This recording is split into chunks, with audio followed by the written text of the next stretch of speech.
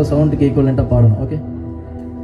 தேவதை கதை கேட்ட போதெல்லாம் நிஜம் என்று நினைக்கவில்லை, நேரில் உன்னையே பார்த்த பின்பு நான் நம்பிவிட்டேன்.